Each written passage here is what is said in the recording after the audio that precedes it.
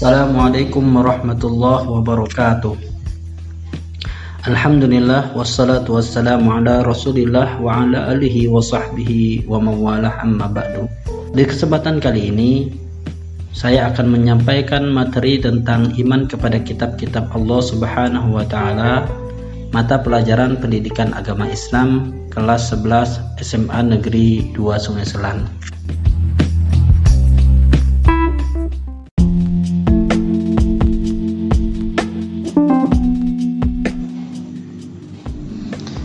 Sebelum Bapak jelaskan pada materi, silakan siswa-siswi mengamati gambar berikut ini.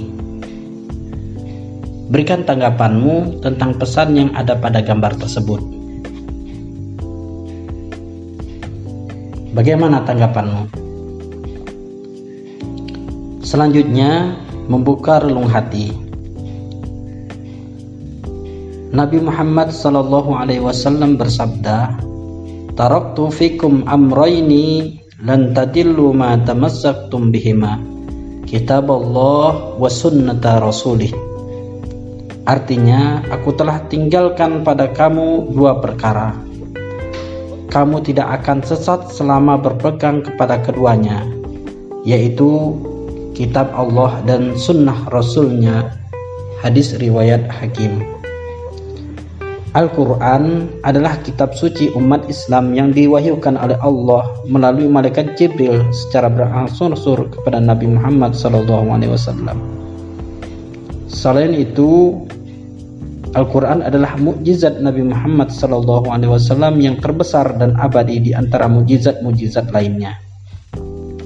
Oleh karena itu, Al-Quran idealnya menjadi pedoman sekaligus menjadi dasar hukum bagi kehidupan seluruh umat manusia dalam mencapai kebahagiaan di dunia dan di akhirat. Berdasarkan hadis tersebut. Selanjutnya, kita kritisi sekitar kita. Siswa-siswi semuanya, pada bulan suci Ramadan, hampir seluruh masjid terdengar suara lantunan Al-Quran, tidak terkecuali di rumah. Sungguh pengalaman yang menakjubkan. Akan tetapi, setelah selesai pula aktivitas tersebut.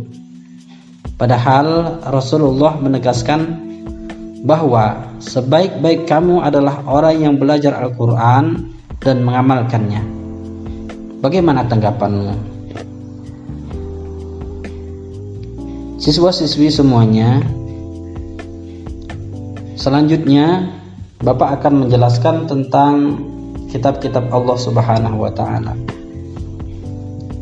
Kitab-kitab Allah Subhanahu wa taala ada 4: Taurat, Zabur, Injil, Al-Quran. Taurat diturunkan kepada Nabi Musa, Zabur diturunkan kepada Nabi Daud alaihissalam, Injil diturunkan kepada Nabi Isa alaihissalam, dan Nabi Muhammad, dan Al-Quran diturunkan kepada Nabi Muhammad sallallahu alaihi wasallam. Kitab yang pertama yaitu kitab Taurat. Taurat adalah 5 kitab pertama Tanakh atau Alkitab dalam bahasa Ibrani dan bagian perjanjian lama di Alkitab Kristen Nasrani. Dalam bahasa Yunani, kumpulan 5 kitab ini disebut Pentateuch. Taurat adalah bagian penting dari kanon atau kitab suci orang Yahudi. Apa sih yang terdapat dalam kitab Taurat tersebut? Ada 10 perintah Allah Subhanahu wa taala di dalam kitab Taurat. Yang pertama, ada Tuhan selain Allah Subhanahu wa taala. Yang kedua, jangan menyembah berhala. Yang ketiga, jangan mempersekutukan Allah Subhanahu wa taala. Yang keempat, sucikan hari Sabat atau hari Sabtu.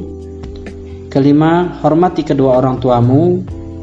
Keenam, jangan membunuh. Ketujuh, jangan berzina.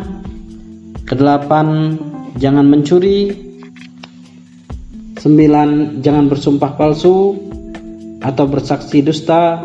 Yang ke-10, jangan menginginkan milik orang lain, menginginkan hak orang lain.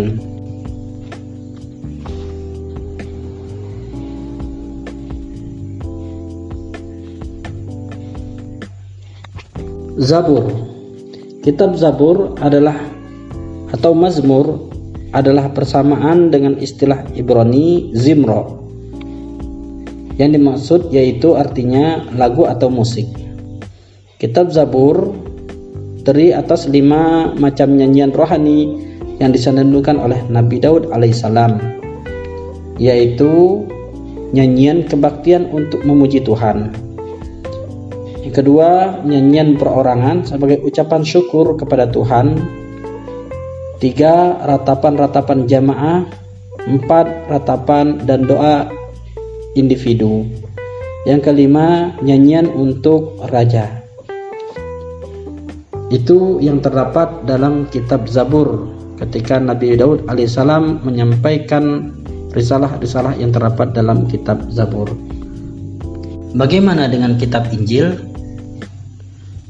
Kitab Injil adalah kitab yang diturunkan kepada Nabi Isa alaihissalam sebagai petunjuk dan tuntunan bagi Bani Israel, sesuai dengan firman Allah Subhanahu wa taala dalam Quran surah Al-Maidah surat ke-5 ayat 46. A'udzubillahi minasyaitonir rajim. Bismillahirrahmanirrahim. Wa qaffayna 'ala asarihim bi Isa ibn Maryam musaddiqan lima bayna yadayhi minat Taurah wa atainahul injila fihi hudaw wa nuru wa musaddiqan lima bayna yadayhi minat Taurah wa hudaw wa mau'izatan lil muttaqin. Yang artinya, dan kami iringkan jejak mereka nabi-nabi Bani Israel dengan Isa putra Maryam, membenarkan kitab-kitab yang sebelumnya yaitu Taurat, dan kami telah memberikan kepadanya kitab Injil, sedang di dalamnya ada petunjuk dan cahaya yang menerangi dan membenarkan kitab-kitab yang sebelumnya yaitu Taurat, dan menjadi petunjuk serta pengajar untuk orang-orang yang bertakwa. Quran surat Al-Maidah ayat 46. Bagaimana dengan Al-Quran? Al-Quran adalah kitab suci umat Islam yang diwahyukan oleh Allah Subhanahu wa taala melalui malaikat Jibril secara berangsur-angsur kepada Nabi Muhammad sallallahu alaihi wasallam, yang dimulai dari suratul Fatihah sampai dengan surat An-Nas, dan membacanya adalah ibadah. Siswa-siswi semuanya, ada beberapa nama-nama lain dalam Al-Quranul Karim. Sebagaimana dalam teks, banyak nama-nama Al-Quranul Karim, namun yang kita pelajari dalam buku siswa ada 5 nama-nama kitab lain dari Al-Quranul Karim. Yang pertama adalah Al-Huda, Al-Furqan, Asy-Syifa, Az-Zikr, dan Al-Kitab. Al-Huda artinya Al-Quran sebagai petunjuk seluruh umat manusia. Al-Furqan artinya Al-Quran sebagai pembeda antara yang baik dan buruk. Asy-Syifa artinya Al-Quran sebagai penawar obat penenang hati. Az-Zikr artinya Al-Quran sebagai peringatan adanya ancaman dan balasan. Al-Kitab artinya Al-Quran adalah firman Allah Subhanahu wa taala yang dibukukan.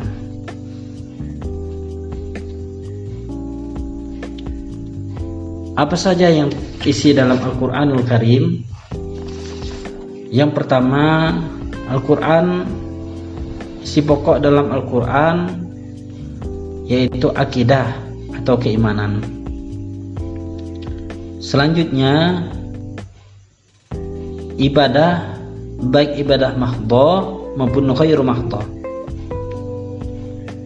Selanjutnya adalah akhlak seorang hamba kepada Khalik, kepada sesama manusia dan alam sekitarnya.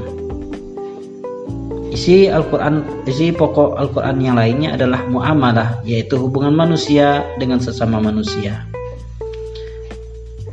Selanjutnya adalah kisah, yaitu cerita atau sejarah Nabi dan Rasul, orang-orang yang soleh dan orang-orang yang ingkar. Yang selanjutnya adalah semangat mengembangkan ilmu pengetahuan. Itulah isi pokok dalam Al-Quranul Karim. Selanjutnya keistimewaan Al-Quran. Al-Quran adalah sebagai petunjuk dan rahmat bagi orang-orang yang beriman dan bertakwa. Al-Quran sebagai informasi kepada setiap umat bahwa Nabi dan Rasul terdahulu mempunyai syariat atau aturan dan caranya masing-masing dalam menyembah Allah Subhanahu wa Ta'ala. Selanjutnya Al-Quran sebagai kitab suci terakhir dan terjamin keasliannya sampai akhir zaman nanti. Selanjutnya Al-Quran tidak dapat tertandingi oleh ide-ide manusia yang ingin menyimpangkannya. Selanjutnya Al-Quran bagi yang membaca dan mempelajari isi Al-Quran merupakan ibadah.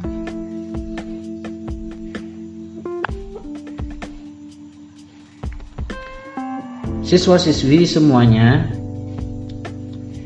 demikian yang dipelajari dalam iman kepada kitab-kitab Allah Subhanahu wa Ta'ala.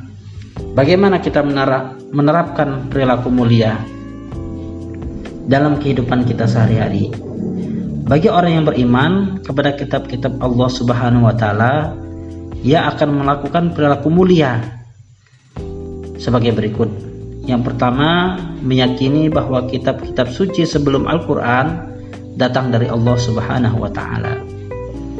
Al-Quran sudah dijaga kemurniannya oleh Allah sampai sekarang. Menjaga kemurnian Al-Quran adalah tugas kita sebagai muslim. Salah satu cara menjaga Al-Quran adalah dengan menghormati, memuliakan, dan menjunjung tinggi kitab suci Al-Quran. Selanjutnya, menjadikan Al-Quran sebagai petunjuk dan pedoman hidup dan tidak sekali-kali berpedoman kepada selain Al-Quran. Selanjutnya, berusaha untuk membaca Al-Quran dalam segala kesempatan, dikala suka maupun duka. Kemudian, belajar memahami arti dan isinya. Berusaha untuk mengamalkan isi Al-Quran di dalam kehidupan sehari-hari, baik di waktu sempit maupun di waktu lapang. Semoga bermanfaat pembelajaran kita hari ini dan bisa kita terapkan dalam kehidupan kita sehari-hari. Selanjutnya, silahkan isi link untuk latihan soal berikut ini. Silahkan dikerjakan. Cukup sekian dari Bapak. Assalamualaikum warahmatullahi wabarakatuh.